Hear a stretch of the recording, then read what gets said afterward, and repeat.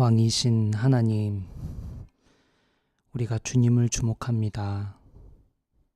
어제 있었던 일, 지난 한 주간 있었던 일, 근심, 걱정, 후회, 이런 것들 다 내려놓고 온전히 주님을 바라봅니다. 나의 왕이신 하나님, 우리의 왕이신 하나님, 지금 우리의 마음을 살피고 계신 주님, 온전히 주님만 바라보며 주님 높여드리며 나아갑니다. 하나님, 우리의 영광 받아주시고 이 찬양과 경배 주님 홀로 받아 주옵소서. 나의 주인이신 주님께, 우리의 주인이신 주님께 경배와 찬양 올려드리는 이 시간을 주께서 인도하여 주시고 우리가 들어야 할 말씀 잘 들을 수 있도록 귀를 열어 주옵소서. 한 주간 귀한 일 또 행하실 주님을 기대하며 주님께 영광 올려드리며 예수님의 이름으로 기도드립니다. 아멘.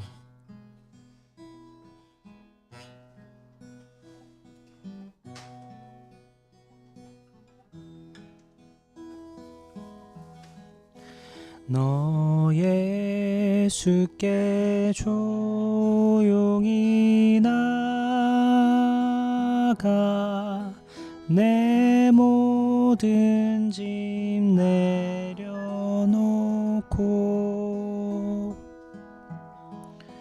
주 십자가 사랑을 믿어 죄사함을 너 받으라. 너 예수께 조용히 나가 내 모든 짐 내려놓고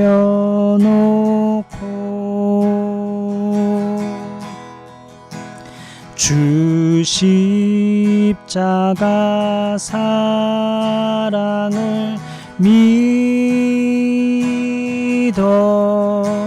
죄사함을 너 받으라.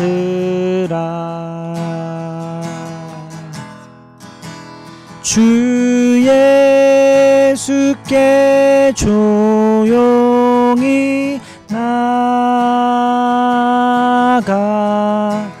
내 마음을 쏟아놓으라.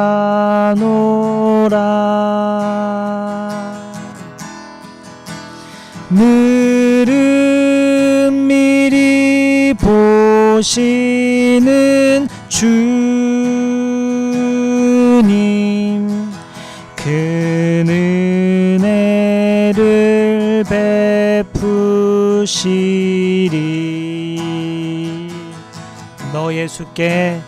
너 예수께 조용히 나가 내 모든 짐 내려놓고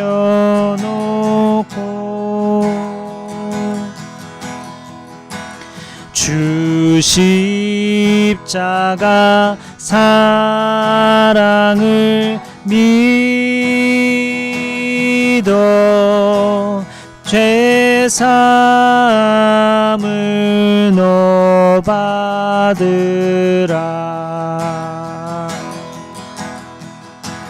주 예수께 조용히 나가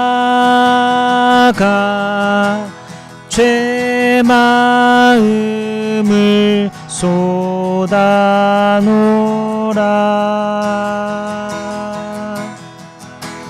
늘은 미리 보시는 주님, 큰 은혜를 베푸시리. 2절 주 예수의 은혜를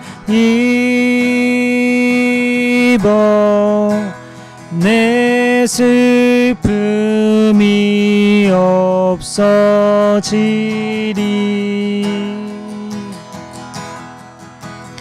내 이웃을 늘 사랑하여 너 받은 것 거저 주라. 주 예수께 조용히 나가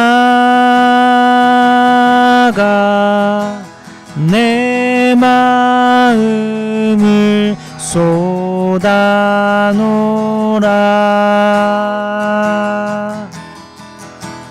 늘은 미리 보시는 주님 그 은혜를 베푸시리. 우리 4절 고백할까요?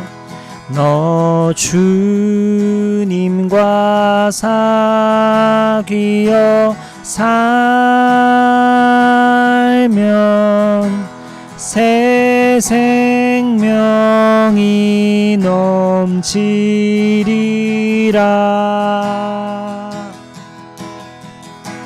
주 예수를 찾는 이 앞에 참 밝은 빛 비추어라. 주 예수께 조용히 나가 내 마음을 쏟아놓으라.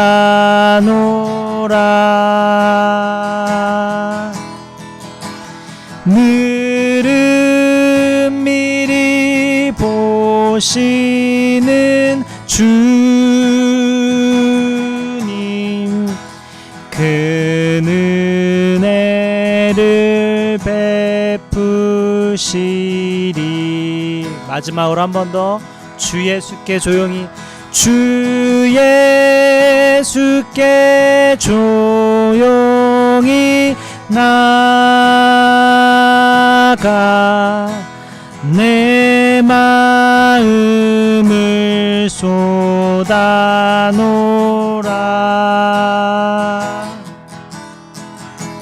늘은 미리 보시는 주님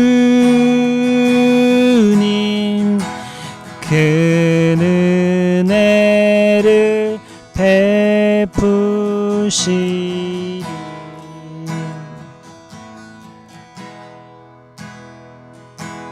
지으신 나무 위에서 마지막 숨을 쉬신 분 눈물도 고통도 죽음도 우릴 위해 견디신 예수를 깊이 생각합니다.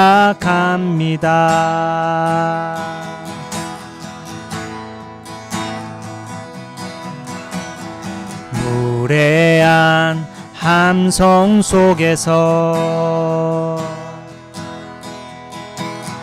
홀로 고요하신 분 죄인오라 부르신 원수도 포기 않으시는 예수를 깊이 생각합니다.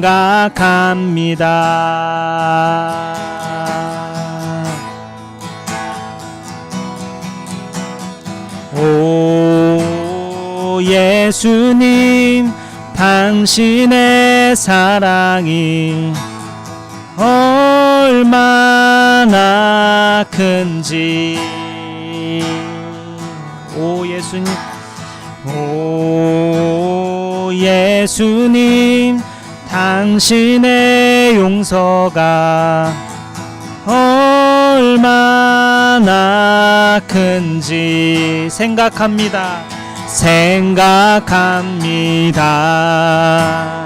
갚을 수 없는 은혜 주신 주.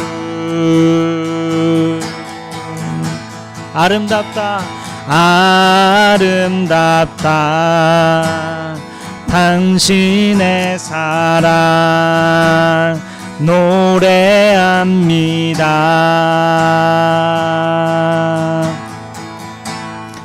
지으신 나무 위에서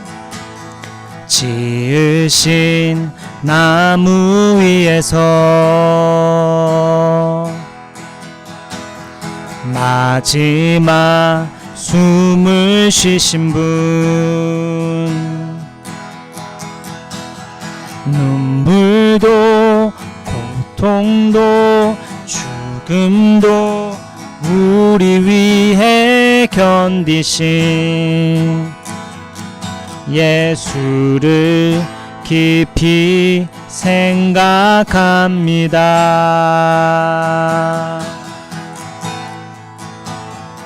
무례한 함성 속에서 홀로 고요하신 분, 죄인오라 부르신 원수도 포기 않으시는 예수를 깊이 생각합니다.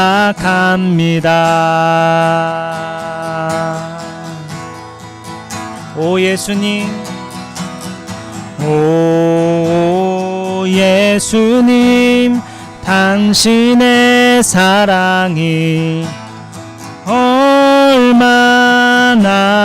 큰지, 오 예수님, 당신의 용서가 얼마나 큰지. 우리 한 번 더, 오 예수님, 당신의 사랑이, 오 예수님, 당신의 사랑이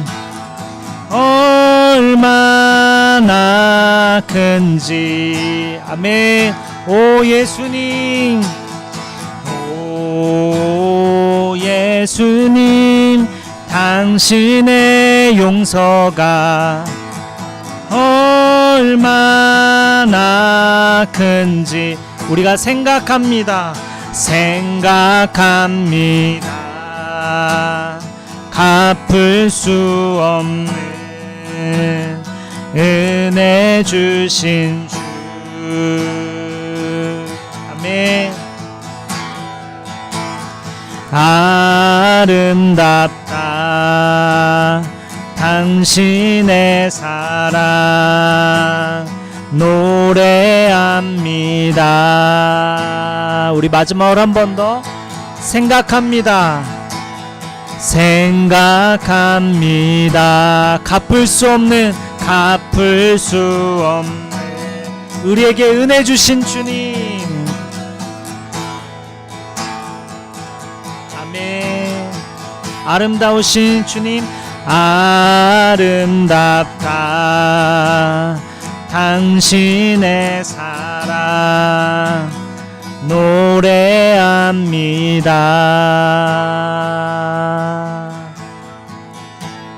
우리 묵상하면서 지으신 나무 아래서 마지막 숨을 쉬신 분, 눈물도 고통도 죽음도 우리 위해 견디신 예수를 깊이 생각합니다.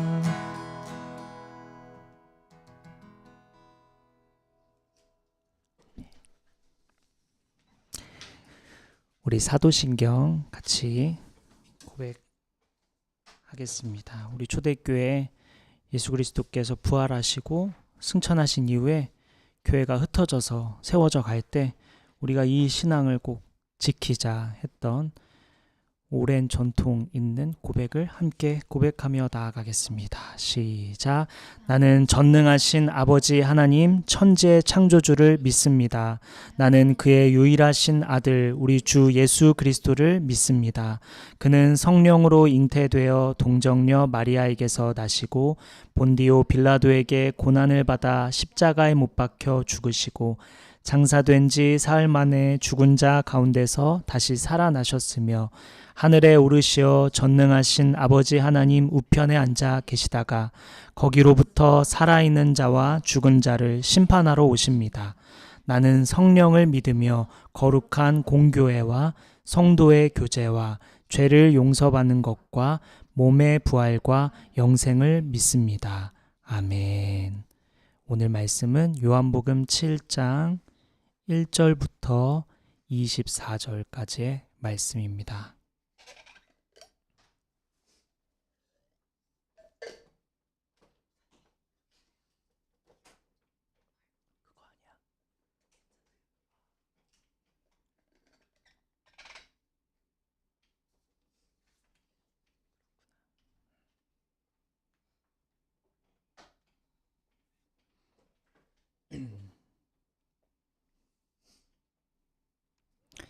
요한복음 7장 1절부터 24절까지의 말씀입니다.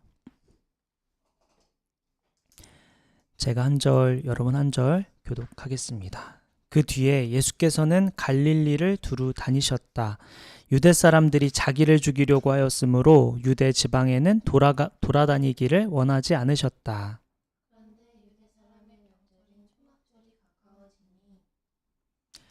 예수의 형제들이 예수께 말하였다. 형님은 여기에서 떠나 유대로 가셔서 거기에 있는 형님의 제자들도 형님이 하는 일을 보게 하십시오.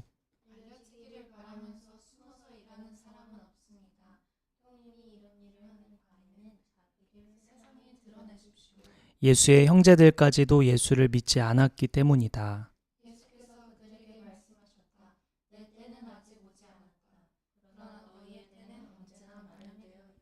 세상이 너희를 미워할 수 없다. 그러나 세상은 나를 미워한다. 그것은 내가 세상을 보고서 그 하는 일들이 악하다고 증언하기 때문이다.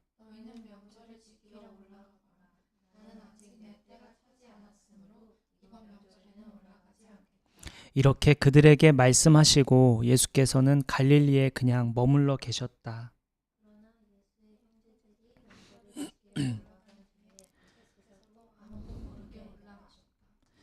명절에 유대 사람들이 예수를 찾으면서 물었다. 그 사람이 어디에 있소?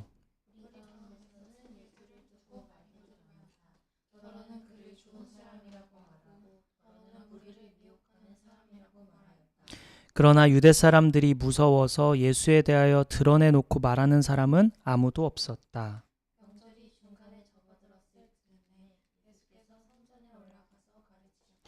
유대 사람들이 놀라서 말하였다. 이 사람은 배우지도 않았는데 어떻게 저런 학식을 갖추었을까?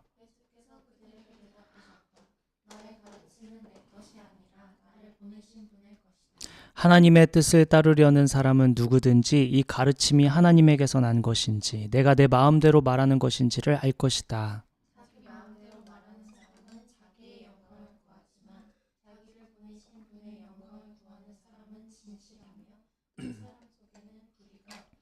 모세가 너희에게 율법을 주지 않았느냐? 그런데 너희 가운데 그 율법을 지키는 사람은 한 사람도 없다. 어찌하여 너희가 나를 죽이려고 하느냐?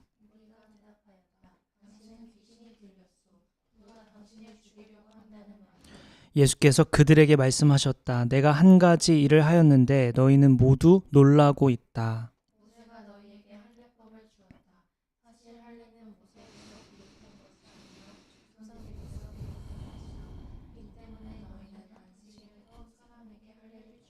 모세의 율법을 어기지 않으려고 사람이 안식일에도 할례를 받는데 내가 안식일에 한 사람의 몸 전체를 성하게 해주었다고 해서 너희가 어찌하여 나에게 분개하느냐.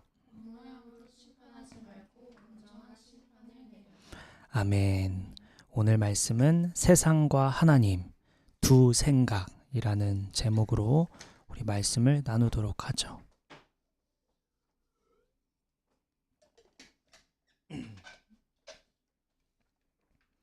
우리는 그리스도인으로서 세상에 존재하고 있죠. 세상 사람들과 겉으로 보기에는 다를 바 없이 살아갑니다. 누구나 연애하고 혹은 결혼을 꿈꾸고 또 아이를 생각하고 또 집을 사고자 하고 또 좋은 직장에 들어가고자 하고 또 자녀 교육에 관심을 갖고 또 그 자녀가 또 좋은 결혼을 하길 원하고 이러한 생각들 겉으로 보기에는 세상 사람과 다를 바 없이 살아가죠. 세상이냐 하나님이냐 사실 겉모습으로는 판단하기 어려울 수 있는데 그 둘의 차이가 분명하게 드러나는 부분이 있습니다.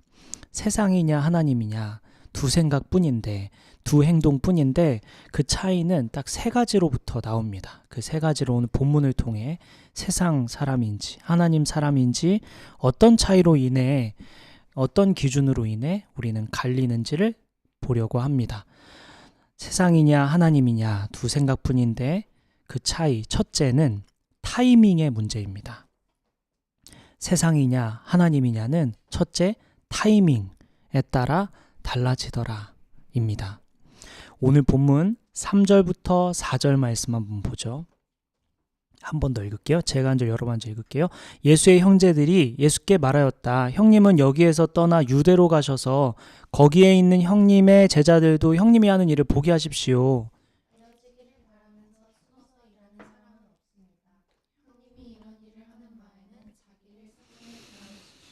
오늘 본문 2절을 보면 지금 쓰인 본문 시간 배경이 초막절 이렇게 얘기하고 있죠. 요한복음 6장, 우리 지난주에 6장을 살폈는데요. 6장은 사건이 6월절, 즉 4월경에 일어났고요.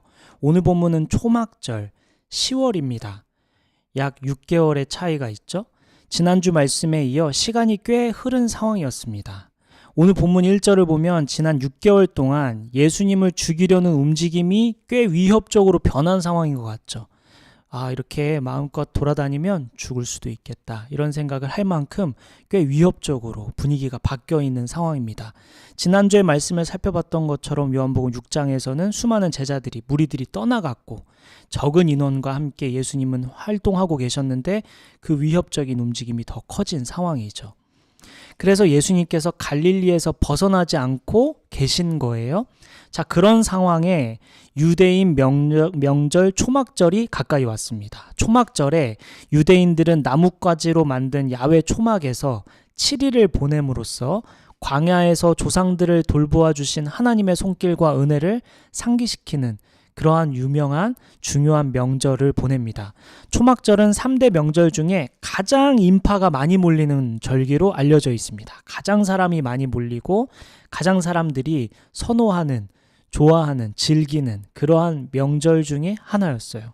전국에서 수많은 순례자들이 예루살렘으로 막 몰려오는 상황이었습니다. 예수님은 6개월 동안 제자들이랑 뭐 했을까? 우리 지난주에 이어서 6개월의 시간이 지났다고 했죠. 그 6개월 동안 뭐 했을까? 살펴보면은 복음 전하는 일에 힘썼겠죠. 예수님께서 열심히 복음을 전하셨을 거고 세월을 굉장히 아끼고 계셨을 거예요. 새 생명을 주기 위해 여러 사람들을 만나고 있었겠죠. 이 장면을 지켜본 제자들과 형제들은 예수님과 함께 복음을 전했을 것이고 이 복음이 더 많은 사람에게 전해졌으면 좋겠다 이런 생각을 했겠죠. 그래서 오늘 보면 3, 4절에 보면 예수님의 형제들이 예수님에게 이렇게 말씀드리고 있는 거예요. 지금 명절 중 가장 많이 모이는 초막절 다가왔습니다. 이렇게 사람 많이 몰릴 때 이게 기회입니다. 이게 타이밍입니다. 지금이 기회입니다. 라고 말하고 있는 거죠. 지금 가야 더 많은 사람들에게 알릴 수 있고 지금 가야 더 많은 사람들이 예수님을 믿을 수 있습니다. 이거 기회입니다. 이거 타이밍입니다. 라고 얘기하고 있는 거죠. 아주 합리적인 얘기죠. 아주 그럴싸하죠. 마땅한 얘기죠. 맞는 얘기죠. 그런데 이 장면을 성경은 뭐라고 묘사하고 있냐면 오늘 본문 5절 한번 보죠. 5절에 보면 예수의 형제들까지도 예수를 믿지 않았다. 지금 예수의 형제들은 믿음이 없어서 이런 말 하고 있다고 지금 묘사하고 있습니다. 성경 신학자는 예수님 형제들의 이 말 뉘앙스를 연구해 보니까 단순히 예수님에게 막 조언하는 거라고 보고 있지 않습니다. 뭐라고 하는 뉘앙스냐면 예수님, 형, 뭐 하려면 제대로 하십시오 이런 얘기를 합니다. 할 거면 제대로 해 라는 식의 냉소적인 도전하는 의미라고 신학자들은 보고 있습니다. 지금 예수님 형제들은 예수님이 지금 함께 다니는 인원이 너무 적어졌잖아요. 이전에 비해서 6개월이 지났는데도 그 인원의 변화가 없는 거예요. 오히려 막 더 적어졌어요. 그러니까 못마땅한 거죠. 아니 지금 이 인원 가지고 뭘 하겠다는 거예요. 지금 많은 사람 모여있는 그곳에 가서 빨리 전하십시오. 이왕 하는 거 랍비 이왕 하는 거 이왕 선생이 되려면 규모 있게 퀄리티 있게 해야지 그렇게 적은 규모로 뭘 하겠냐는 겁니까? 이렇게 얘기하고 있는 거죠. 그러니 많은 사람들이 모이는 그 명절에 기회를 잡아서 제대로 큰 모임 한번 만들어 봅시다. 이런 얘기인 겁니다. 믿음이 없으면 아주 효과적이고 눈에 보이는 기회를 잡는 게 자연스럽죠. 지금 이 아파트 안 사면 평생 못 사요. 이런 기회들. 지금 이 회사 공고 안 넣으면 다시는 이런 기회 없어요. 지금 이 트렌드 못 올라타면 늦어요. 지금 이 사람 안 잡으면 후회합니다. 지금 이 타이밍 놓치면 평생 기회 없어요. 바로 지금이 기회입니다. 지금이 타이밍입니다. 바로 지금 효과적인 기회 잡으십시오. 라는 얘기죠. 그에 대해 예수님 뭐라고 답변하는지 오늘 보면 6절 한번 봅시다. 6절에 이렇게 말씀하시죠. 함께 읽을까요? 6절 시작. 예수께서 그들에게 말씀하셨다. 내 때는 아직 오지 않았다. 내 때는 아직 오지 않았다 할 때 이 때는 우리가 잘 아는 크로노스, 카이로스 이 개념 많이 들었죠? 크로노스는 시계와 달력으로 측정되는 이 순서적 시간이고 카이로스는 기회를 의미하죠. 무언가 하기에 가장 좋은 때, 상황이 가장 적합한 결정적인 순간 그 기회를 카이로스 이렇게 부릅니다. 하나님이 정하신 목적을 위한 가장 좋은 때, 예수님께서 지금 말씀하신 지금 내 때가 아직 안 됐다라는 건 이 카이로스를 말하고 계신 거죠. 하나님이 정하신 때, 무언가 하기에 적합한 순간은 지금은 아니다. 하나님이 말씀하신 때는 지금은 아니다라고 지금 말씀하고 계신 거죠. 그래서 예수께서 형제들에게 그러나 너희의 때는 언제나 마련되어 있다 이렇게 말씀하고 계시죠. 나는 아직 때가 안 됐어. 근데 너희 때는 언제나 마련되어 있어. 이게 무슨 말일까? 이 말의 뜻은 예수님의 형제들은 하나님의 타이밍에 관심이 없기 때문에 그들에게는 어느 때든 괜찮았다라는 의미입니다. 너희는 아무 때나 괜찮지. 너희는 지금 눈에 보이는 거에 따라 언제든 준비되어 있지. 그러나 하나님의 때는 지금이 아니야. 이런 말씀이죠.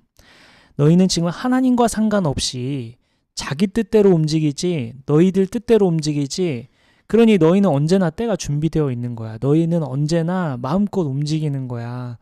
너희들의 때에 맞춰서 너희들의 타이밍에 맞춰서 너희는 언제나 준비하고 있지. 그러나 그것은 하나님의 때와 상관없는 움직임이야. 이런 말씀을 하고 계신 거죠. 내 때는 아직 오지 않았어. 그런데 너희 때는 언제나 준비되어 있지. 마련되어 있지. 너희는 언제나 준비되어 있지. 그러나 그렇게 움직이면 안 돼. 라고 말씀해주고 계신 거죠. 본문 7절을 계속해서 보면요. 예수님 이렇게 말씀하세요. 세상이 너희를 미워할 수 없다. 그러나 세상은 나를 미워한다. 이 왜 이렇게 얘기하냐면 세상 사람들은 예수님을 미워한다고 말하는데 이걸 달리 얘기하면 세상 사람들은 예수인 나를 이상하게 여겨 이런 말입니다. 세상이 보기에는 믿없는 사람들 보기에는 초막절에 올라가서 기적을 보이는 게 합리적이고 효과적이고 자연스럽죠. 그게 가장 확실하고 좋은 방법입니다. 그런데 예수님은 인간적인 계산, 합리적이고 논리적인 그 계산에 따라 움직이지 않으시니까 이상하게 여기고 미워한다는 거죠. 같은 행동을 보이지 않으니까, 같이 이렇게 마음을 맞춰주지 않으니까, 같은 말을 하지 않으니까 미워하고 다르게 보는 거죠. 세상 사람들이 보기에는 예수님이 이상한 거죠. 왜 그렇게 비효율적으로 움직이지? 왜 그렇게 비논리적이지? 왜 이렇게 합리적이지 못하지? 왜 이렇게 계산이 이렇게 엉망이지? 이런 생각을 하는 거죠. 의아하죠. 그래서 예수님을 미워하고 이상하게 여기는 것입니다. 그런데 예수님의 형제들처럼 사는 사람들은 세상이 미워하지 않죠.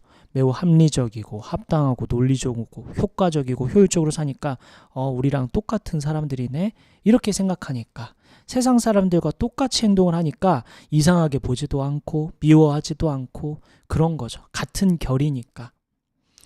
그런데 하나님이냐 세상이냐 둘 중 하나뿐인데 그 차이는 타이밍에서 온다고 했죠. 하나님 편이냐 세상 편이냐, 하나님 따라 사냐 세상 따라 사느냐는 이 타이밍에서 차이를 보인다고 했습니다. 여러분에게 기회는 언제고 어느 때에 움직이십니까? 타이밍, 기회, 찬스라고 여기는 게 아까 예수의 형제들처럼 언제든 준비되어 있는 식으로 움직이는가, 아니면 카이로스, 하나님의 때에 맞게 움직이는가, 이 타이밍이 하나님이냐 세상 사람이냐의 차이를 보인다는 거죠. 어떤 타이밍에 움직이느냐. 하나님의 사람들은 하나님의 때, 하나님의 타이밍을 주목하죠. 주님, 지금이십니까? 주님 말씀하신 타이밍이 바로 지금입니까? 지금 여쭤보는 거죠.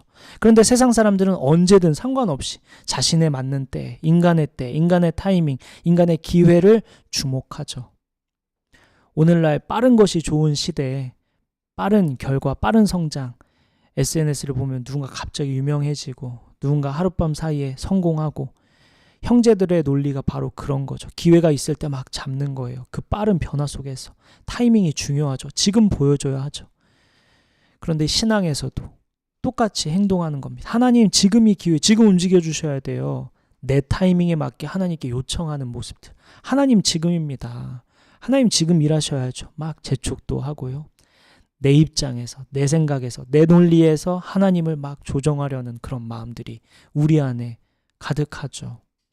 하나님은 언제가 좋으세요? 하나님은 언제 원하세요? 이게 아니라 하나님 지금입니다. 이런 마음들. 내가 그린 계획표대로 하나님이 움직여주길 원하는지, 하나님이 그리신 계획대로 내가 움직이기를 원하는지, 그 타이밍, 이 기회가 하나님이냐 세상이냐의 차이를 가른다는 거죠. 예수님은 세상 논리를 따르지 않으시죠. 형제들에게 압박에도, 세상의 기준에도, 기대에도 흔들리지 않으십니다. 카이로스를 기다리고 계시죠. 아직 때가 오지 않았어. 그 좋아 보이지만 그 아니야. 하나님의 때가 지금이 아니야. 그리고 하나님께 계속 여쭈었겠죠. 지금이 예비하신 타이밍입니까?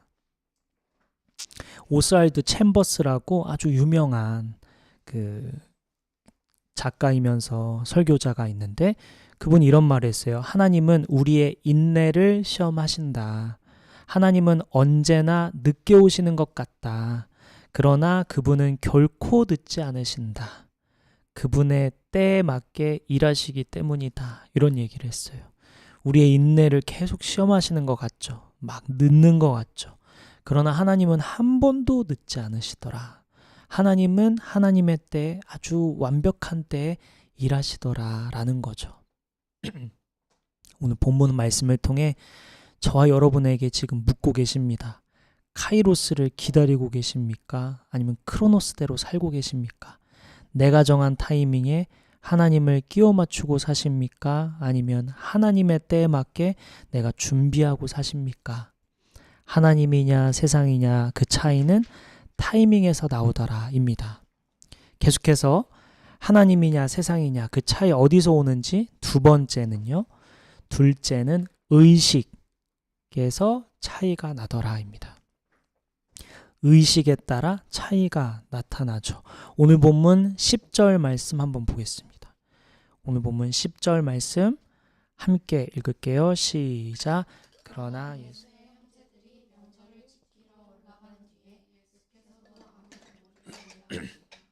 예수님이 결국 올라가십니다. 초막절에 예루살렘에 올라가세요. 카이로스, 때가 된 거죠. 그래서 시간이 조금 흐른 뒤에 올라가십니다. 대신 드러내지 않고 아무도 모르게 올라가신다, 이렇게 지금 얘기하고 있죠. 예루살렘에 올라가 보니 예수님 이야기로 핫합니다. 오늘 본문을 살펴보면은 어떤 사람은 예수님이 좋은 사람이더라, 예수님 좋은 사람이던데, 이런 얘기를 하고, 어떤 사람은 무리를 현혹하더라, 저 사기꾼이야, 이렇게 얘기하는 사람들도 있었어요. 그런데 사람들은 본문에 보면은 드러내놓고 말하지 않더라, 이렇게 지금 증언하고 있죠. 유대 사람들이 두려워서 그랬다 말하고 있습니다. 어떤 성경신학자들은 이 수많은 사람들, 이렇게 얘기하는 사람들 중에 예수님이 메시아임을 인지한 사람이 있었을 거라고 추정하고 있습니다. 그러나 유대 사람들이 두려워서, 유대 사람들을 의식해서 드러내놓고 말하지 않고 있다고 봅니다. 오늘날 우리도 비슷하죠? 선교적으로, 전략적으로 예수님을 믿는 믿음을 드러내놓고 말하지 않아야겠다, 전략적으로, 선교적으로 하는 경우도 있지만, 사실 더 많은 경우는 사람들을 의식해서, 이상한 사람이 되고 싶지 않아서, 튀어 보이고 싶지 않아서 예수님 믿는 믿음을 드러내기가 조금 껄끄러워하죠. 교회 다닌다는 말을 꺼내기가 좀 어려워합니다. 누군가 어려움에 처하면 제가 기도해 드릴게요 라고 말하는 게 민망하고 어렵죠. 직장에서 어떤 결정의 앞에 섰을 때 좀 기도하고 결정해야겠다 라고 생각하고 말하기보다는 사람들의 시선이 먼저 떠오르죠. 또한 SNS에 무언가 올리는 것들이 하나님 앞에서 하는 건지, 사람들에게 보여주는 것인지, 아니면 우리가 사람들 앞에서 하는 행동들이 사람들 보이기 위해 하는 행동인지, 하나님 보시기에 하는 행동인지, 우리가 자꾸 이렇게 저렇게 왔다 갔다 하곤 합니다. 사람들의 눈을 의식하고 사람들의 반응을 살피고 사람을 의식해서 믿음을 드러내지 못하는 경우가 더 많죠. 하나님이냐 혹은 세상이냐, 그 차이는 무엇을 의식하고 있느냐에 따라 달라진다는 거죠. 내가 하나님을 의식하고 하나님을 두려워하는지, 사람을 의식하고 사람을 두려워하는지, 그 무엇을 의식하고 있느냐의 차이가 세상이냐 하나님이냐 둘 중 하나 결정된다는 거죠. 중간은 없다라는 겁니다. 성경 하나 찾아볼까요? 요한복음 12장 43절 말씀 한번 찾아보겠습니다. 요한복음 12장 43절입니다. 요한복음 12장 43절 말씀 우리 같이 읽을까요? 시작. 네, 여기까지 볼까요? 우리는 정직하게 지금 돌아보면 누구에게 사랑받길 원할까? 누구에게 인정받기를 원할까요? 정직하게 우리 자신을 돌아보면 우리는 누구에게 잘 보이고 싶어 할까? 사람일까? 하나님일까? 하나님은 이 지점에서 저와 여러분에게 묻고 계십니다. 우리에게 중요한 사람이, 중요한 존재가 누굴까? 우리가 신경 써야 할 존재가 누굴까? 우리는 누구를 의식하며 살고 있는 걸까? 무엇을 의식할까? 또 누구를 의식할까? 예수님을 한번 본문에 주목해 볼까요? 예수님은 예루살렘에 아무도 모르게 은밀히 올라가셨어요. 그런데 14절에 보면 명절 중간에 예수께서 성전에 올라가서 가르치기 시작한다고 말하고 있어요. 아무도 드러내놓고 말하지 못하는 그 상황에서 유대인이 두려워서, 유대인이 의식해가지고 아무도 예수님 말 못하고 쉬쉬하고 있는 그 자리에서 오히려 성전에 올라가서 다 드러내놓고 예수님은 오히려 가장 공개적으로 말씀하고 계십니다. 이게 어떻게 가능할까? 예수님은 사람을 의식하지 않으셨기 때문에 가능했겠죠. 두려웠다면, 사람들과 같은 마음이었다면 말하기가 어려웠겠죠. 유대인들에게 어떤 또 비난을 받고 또 위협적인 행동이 있을지 모르니까. 그런데 가장 공개적인 그 자리에서 사람들이 모두 사람을 의식할 때 하나님만 의식해서 카이로스 때에 맞춰서 복음을 전하는 장면입니다. 사람들이 알아주든 알아주지 않든, 사람들이 비판하든 그렇지 않든, 칭찬하든 그렇지 않든 상관없이 오직 하나님 앞에서 행동하시는 장면입니다. 그러니 담대히 전하고 있죠. 사람을 의식하면 두려워지지만, 아까 유대인이 두려워서 말하지 못하고 했는데 사람을 의식하면 두려움에 휩싸이지만 하나님을 의식하면 담대해지죠. 예수님이 그러한 장면을 보여주고 계십니다.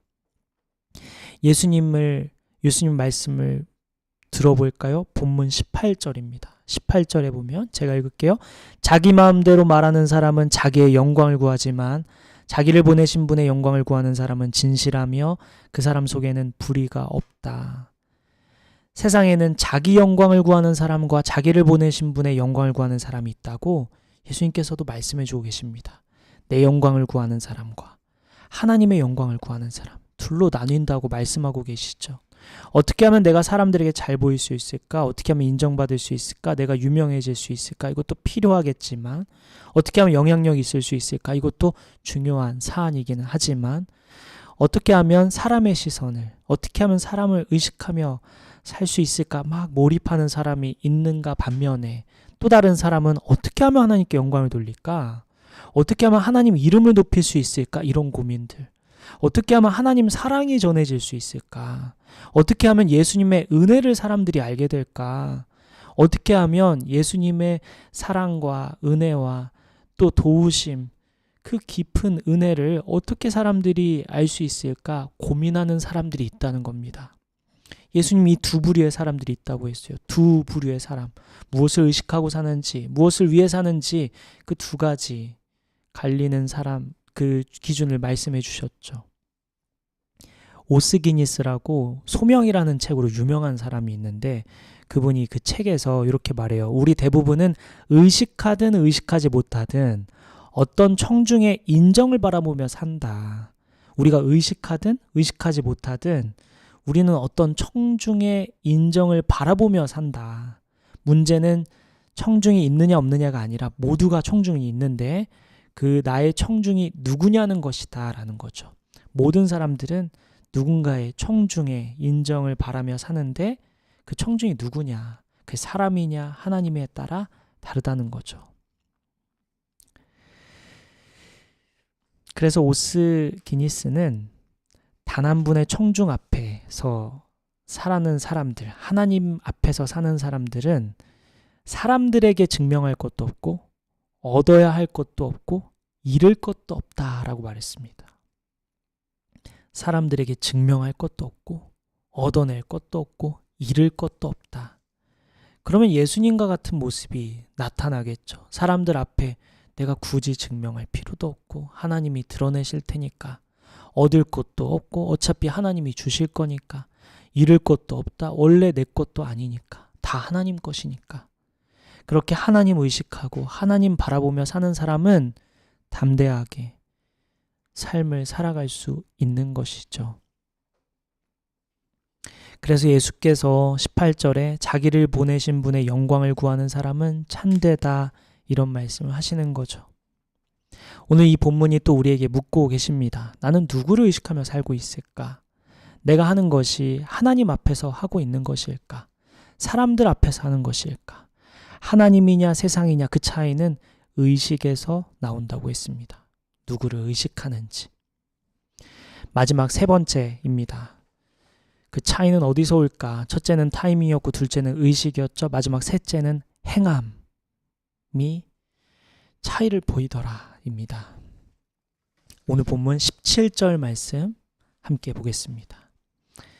오늘 본문 17절 말씀 다 같이 읽어볼까요? 시작. 하나님의 뜻을 따르려는 사람은 누구든지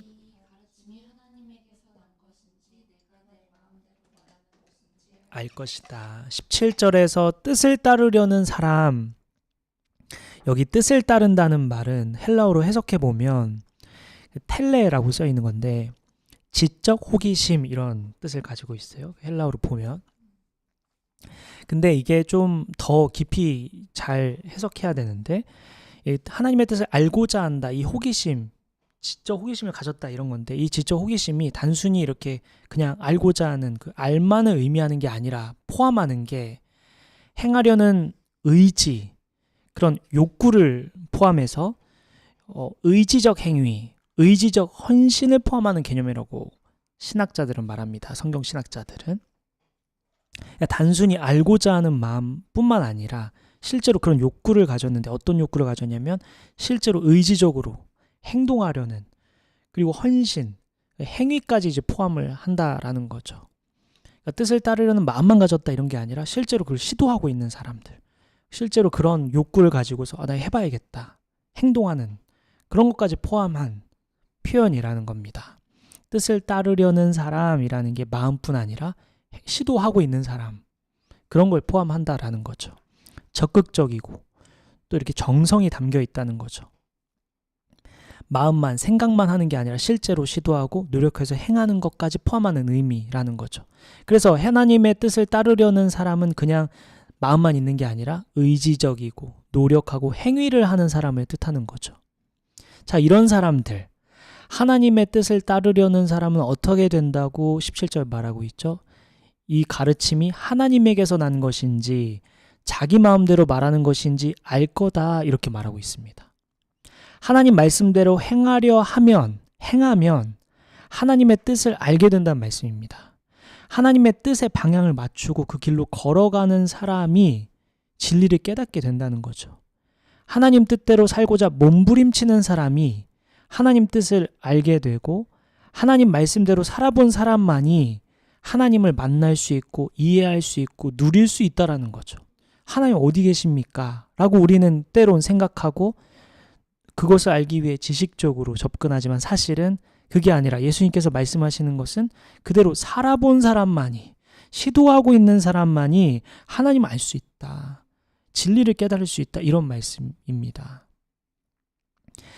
여러분이 하나님의 인도하심을 최근에 얼마나 경험하고 계신지, 하나님의 뜻을 기민하게 발견하고 있는지, 정교하게 분별하고 있는지, 최근 영적 건강 상태는 어떤지, 하나님과 거리가 가까운지 이렇게 멀다고 느껴진다면 혹시 하나님 말씀대로 지금 행동하려고 몸부림치고 있는지를 점검해야 된다는 거죠. 하나님의 사람이냐 세상 사람이냐는 이 행함, 하나님 뜻대로 행하려는 이 몸부림이 있느냐 없느냐로 차이가 난다라는 거죠. 우리는 흔히 알아야 행할 수 있지, 뭔가 알아야지, 이해돼야 따라갈 수 있지라고 말하지만, 논리적으로 합리적으로 납득이 돼야 행동하지라고 말하지만 오늘 보면 17절은 행동해야 할 수 있다. 정확히 반대로 말씀하고 계십니다.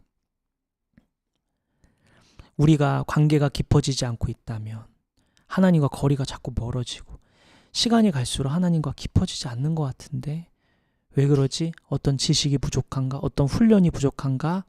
가 아니라는 거죠. 하나님을 아는 것은 지식의 문제가 아니라 방향의 문제고 시도하고 있는 행함의 문제라는 거죠.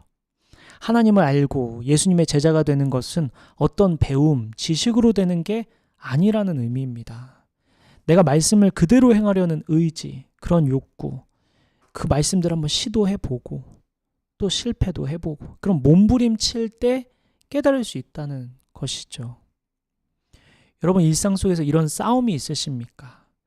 내가 바라고 원하는 대로 이루어지기를 원하는 싸움을 싸우고 계신지 아니면 하나님 말씀 제가 이거 한번 시도해보겠습니다. 이런 싸움을 하고 계신지 이해되지 않지만 원치 않지만 내키지 않지만 하나님 말씀이니까 나 순종합니다. 이렇게 시도하고 있는지 이 행동의 차이가 하나님이냐 세상이냐를 가른다는 거죠.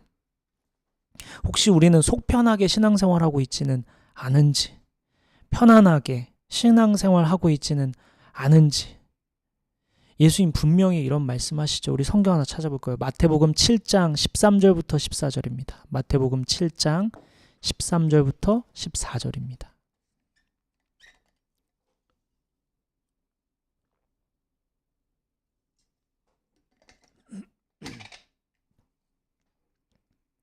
아주 유명한 말씀이죠. 제가 읽을게요. 좁은 문으로 들어가라. 멸망으로 이끄는 문은 넓고 그 길이 널찍하여서 그리로 들어가는 사람이 많다. 생명으로 이끄는 문은 너무나도 좁고 그 길이 비좁아서 그것을 찾는 사람이 적다.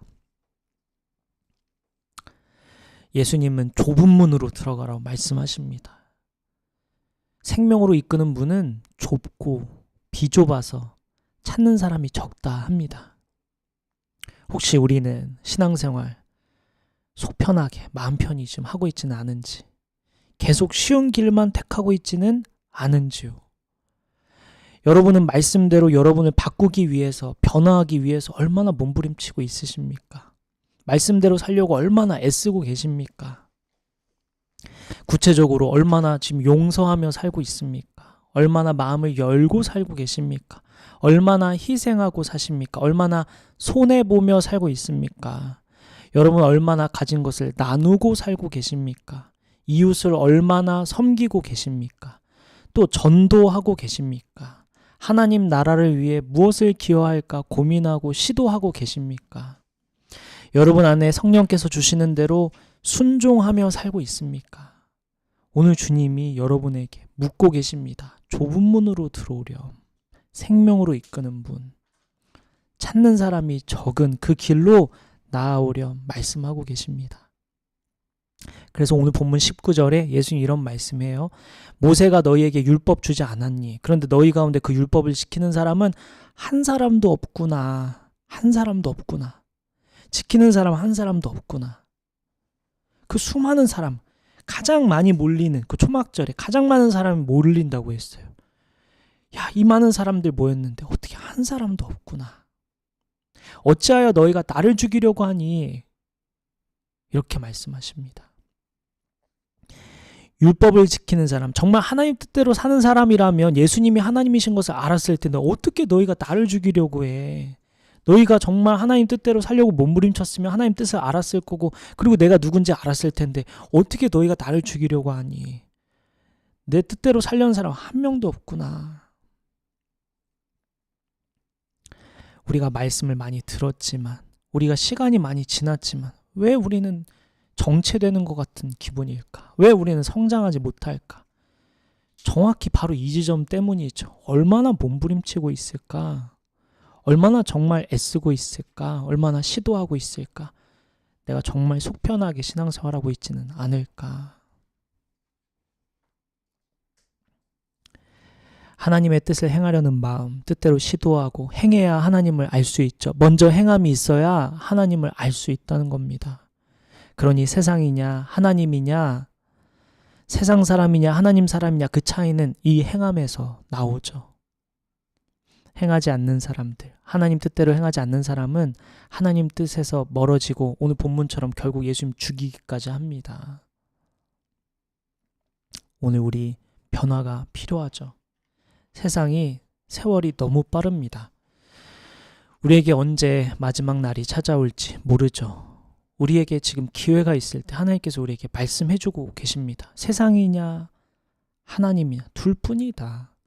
그 둘 차이를 가르는 것, 하나님 타이밍에 맞게 살고 있는지, 카이로스를 기다리며 살고 있는지, 또 하나님을 의식하며 살고 있는지, 그리고 하나님 말씀대로 살려고 몸부림치고 있는지, 좁은 문으로 걸어가려고 노력하고 있는지 하나님 오늘 우리에게 묻고 계십니다.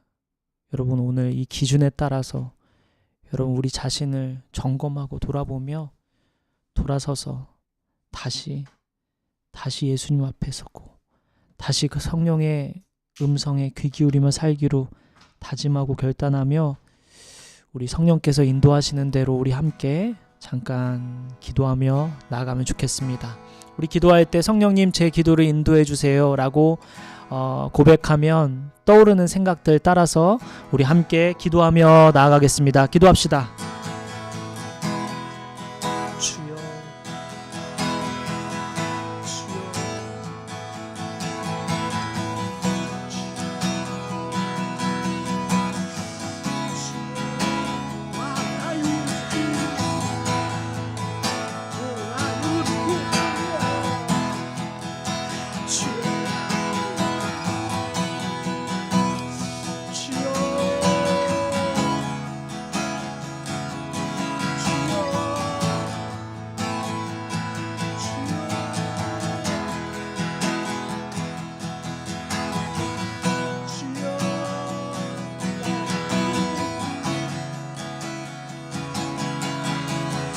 아버지 주여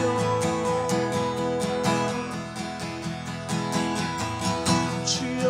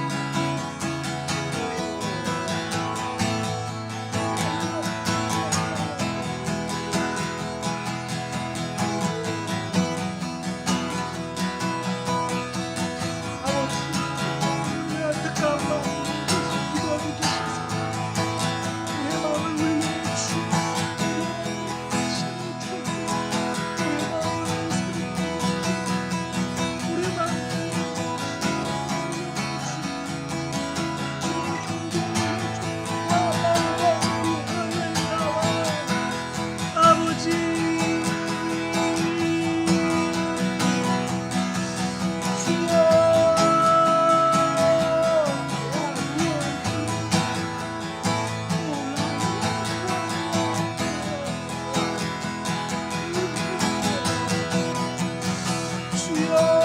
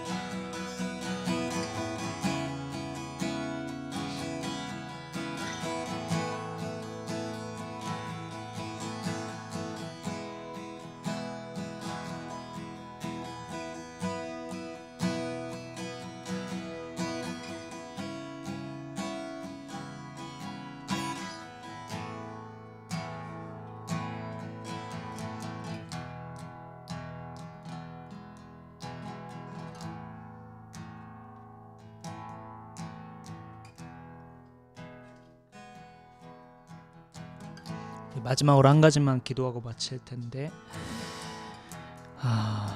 우리 마지막 기도할 때 우리 함께 우리 교회를 위해서 기도할까요? 하나님, 우리 예수 믿는 교회를 왜 세우셨고 우리가 무엇 하기를 원하십니까? 하나님, 이 교회를 세우시고 어디에 쓰시려고 우리를 부르셨습니까?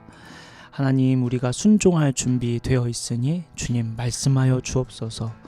또한 여러분 인생을 향한 하나님 뜻 무엇입니까? 주님, 우리가 순종하며 나아가겠습니다. 아버지, 하나님 나라를 위해 제가 무엇을 하길 원하십니까? 하나님 뜻이 어디에 있습니까? 하나님 불러주시는 대로 순종하며 나아가겠으니 아버지 보여주십시오. 나아가겠습니다. 또한 우리 가정을 이루게 하신 이유가 무엇입니까? 하나님, 가정 통해 무엇 하길 원하십니까? 주님 말씀해 주십시오. 우리가 살아있는 동안에 하나님 뜻 이루며 살기 원합니다. 말씀하여 주시는 대로 순종하게 나아가겠습니다. 하나님 지혜 주시고 보여주시면 하나님 제가 나아가겠습니다. 이렇게 우리 함께 교회를 위해서, 여러분 인생을 위해서, 여러분 가정을 위해서 하나님 뜻을 구하며 나아가겠습니다. 기도합시다.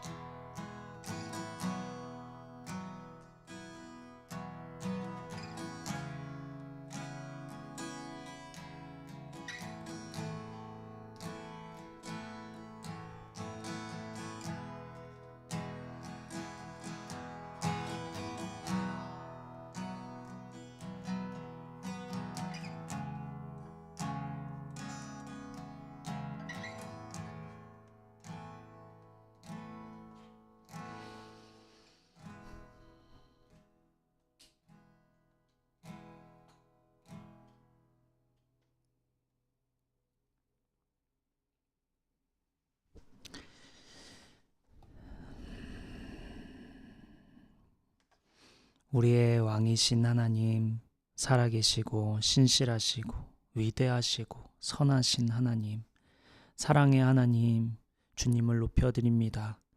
만왕의 왕이신, 온 만물의 창조주이신, 우리의 삶을 선물로 주신 주님을 경배합니다. 아버지, 우리가 주님을 경배하는 마음으로 주인 앞에, 왕이신 앞에 이렇게 나와 예배합니다. 우리의 영광 받아주시고 우리의 삶을 주님 받아 주옵소서. 아버지, 우리 살아있는 동안에 무엇하길 원하시는지 여쭈고 나아가고 있습니다. 우리 교회도 또 우리 각 사람에게도 또 가정을 주신 이유도 무엇인지 아버지 귀 기울이며 나아가기로 합니다. 아버지, 우리에게 말씀 주시는 대로 이제 순종할 준비하고 있으니 말씀해 주십시오.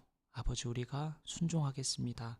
아버지, 이번 한 주는 말씀이 생각나는 대로 그대로 행하려고 몸부림치고 노력하며 예수님께서 말씀하신 그 좁은 길을 걷는 우리가 되길 원합니다. 아버지, 편하게 사람들이 걸어가는 대로 가려 하기보다 주님 말씀이면 좁은 길이더라도, 주님 말씀하시면 이해되지 않더라도, 주님 말씀하시면 내키지 않더라도 순종하며 나아가길 원합니다. 그래서 아버지, 시간이 흐르면 흐를수록 더 주님을 더 사랑하길 원하고 더 주님을 원하는 마음으로 나아가길 원합니다. 아버지, 우리 그러한 마음으로 여기 모였으니 아버지, 우리의 기도 제목대로 주님 이루어 주시고 우리의 바람대로 주님 더 사랑하는 자리로 우리를 이끌어 주옵소서. 한 주간의 삶 주님 손에 맡겨드립니다. 우리의 가정, 우리 교회 주님 손에 맡겨드립니다. 선하신 주님께서 귀한 일 행하실 줄 믿고 감사드리며 우리의 길이요 진리요 생명이신 우리를 위해 죽으시고 다시 사신 예수님의 이름으로 기도드립니다.